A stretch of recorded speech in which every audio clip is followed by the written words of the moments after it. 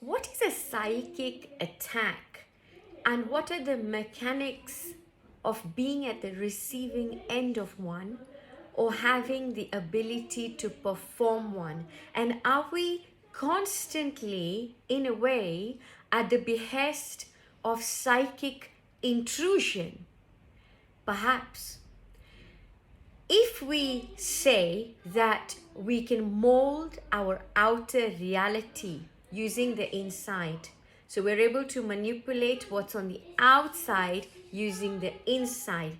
Now, that process will inevitably include people and places subject to your process, and how attentive you are to that, how you focus on that, and how you're able to bring the feeling that that indeed has already happened will determine the strength of one psychic intrusion against another. So if you suddenly felt like calling a friend, and you call that friend, and that friend says to you, "Hey, I was just thinking about calling you." This is something that has happened to most of us, and we can relate to it. When you go from a state of poor health and you suddenly start feeling well for no reason at all, someone might have assumed a better health for you. Your children, they're at school, they may not be performing that well, but you might be able to manifest a different scenario altogether, or there might be somebody else who intervenes psychically. Similarly, when it comes to an attack, a psychic attack, we can be at the receiving end of a psychic attack only if it is already in us to have the ability to cause whatever it is that the psychic attack has been sent to effect in us. Make sense? So we will already have to be a breeding ground for it, right?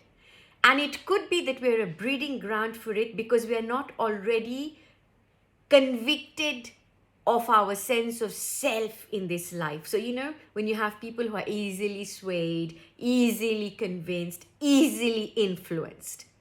On the other hand, right, if you yourself can imagine or wish upon another, whatever the effect of a psychic attack, then yes, you would be breeding ground for a psychic attack.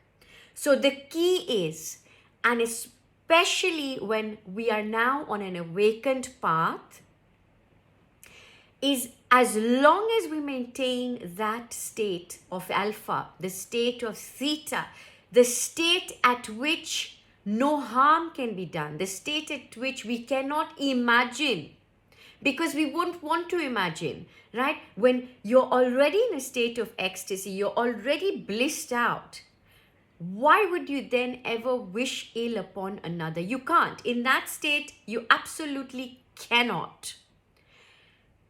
So, having said that, there are different stages of a spiritual awakening. It depends on where we are, and it depends on how much in check we are of the spiritual ego, how much in check we are of pride, prejudice, and vanity. Gradually, as all of these conceptions leave us, all of the garbage leaves us, and we're able to come into a state of absolute compassion, absolute harmony. We are not a breeding ground for any of these things. So if you feel that you are at the receiving end of a psychic attack, or you are at the receiving end of a psychic intrusion, and you want to take yourself back, then the only thing that you can do is for you to change your inner concept. Lots of love, blessings, and thank you.